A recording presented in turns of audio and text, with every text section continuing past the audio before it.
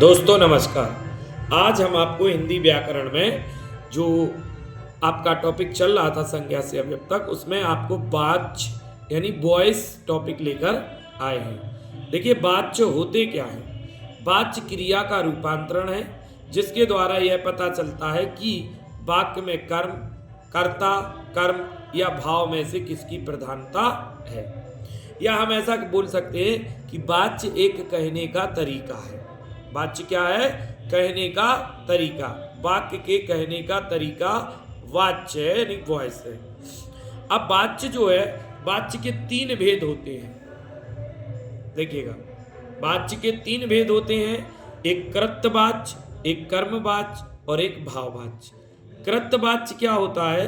जिस वाक्य में हमें कर्ता की प्रधानता हो वहां पर आपका कृतवाच्य होता है। कहने का मतलब कि कर्ता, जो कर्ता के अनुसार कौन होना चाहिए? क्रिया चलनी चाहिए।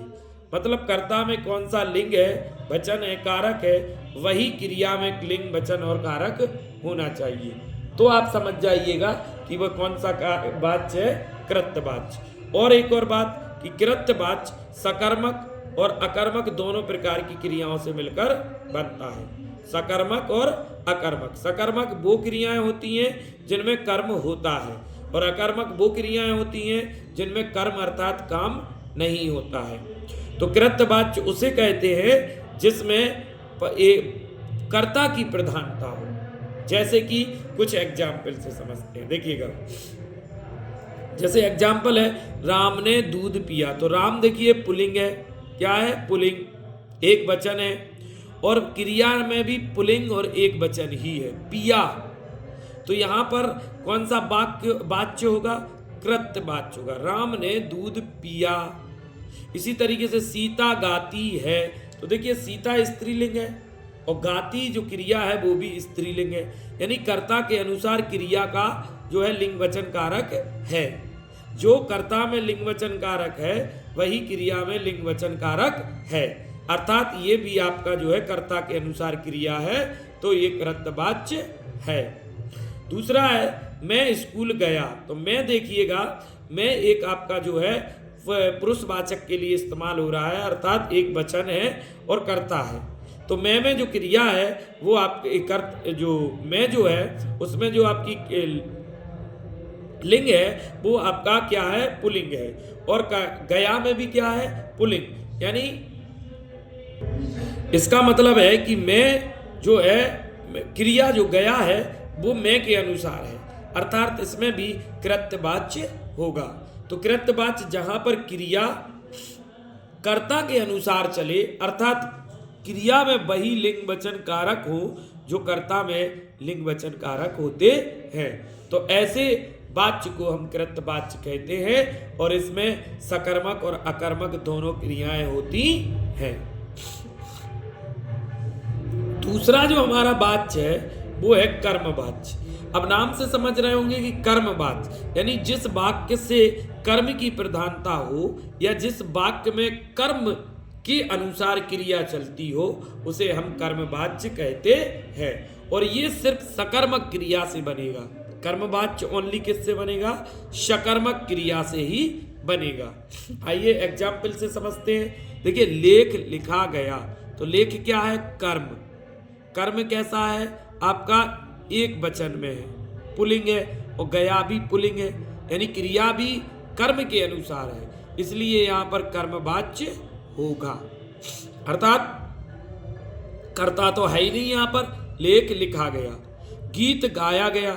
गीत भी देखिए एक कर्म है, तो गीत गाया गया तो गीत के अनुसार क्रिया है, इसलिए यहां पर भी कर्मवाच्य है।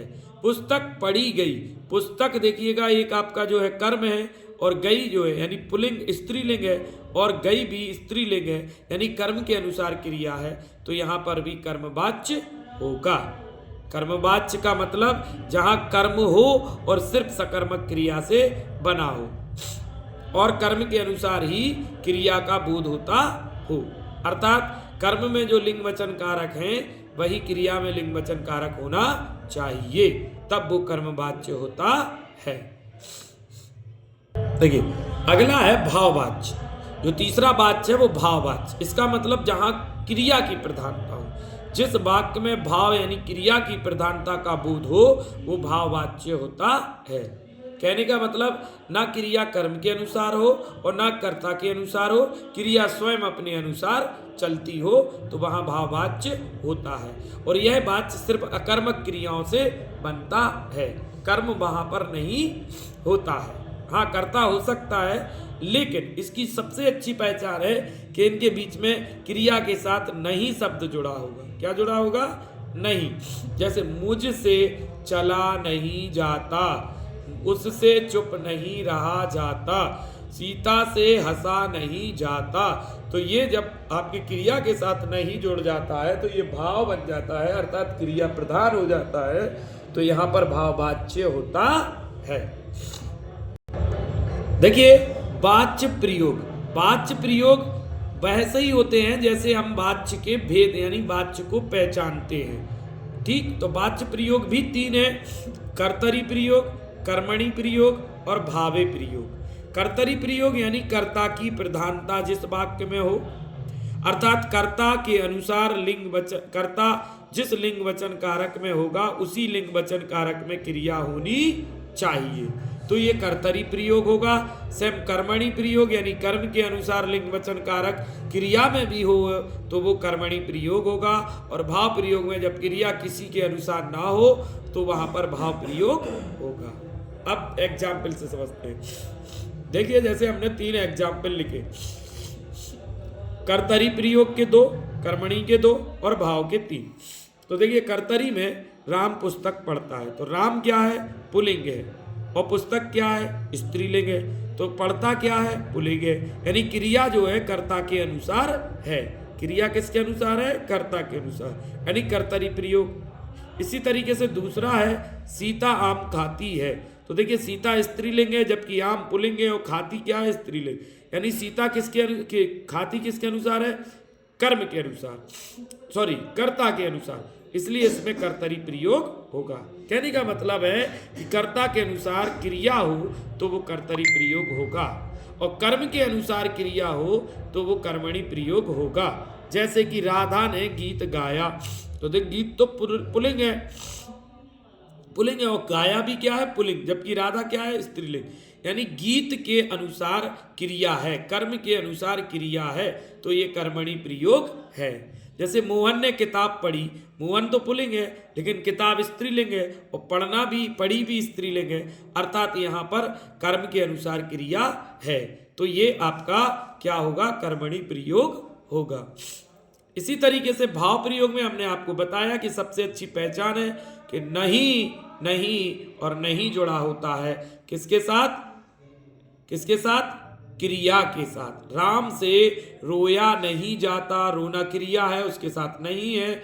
सीता से खाया नहीं जाता, खाना क्रिया, इसके साथ नहीं है। लड़कों से दौड़ा नहीं जाता, दौड़ना क्रिया है, उसके साथ नहीं है। तो आप समझ जाइएगा क्रिया के साथ नहीं जुड़ा है तो वो भाव प्रयोग होगा।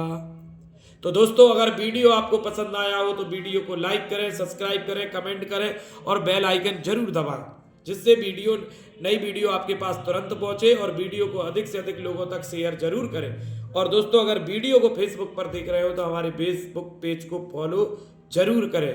जय हिंद, जय भारत। मिलते हैं अगली वीडियो में अगले टॉपिक के साथ। शुभ रात्रि।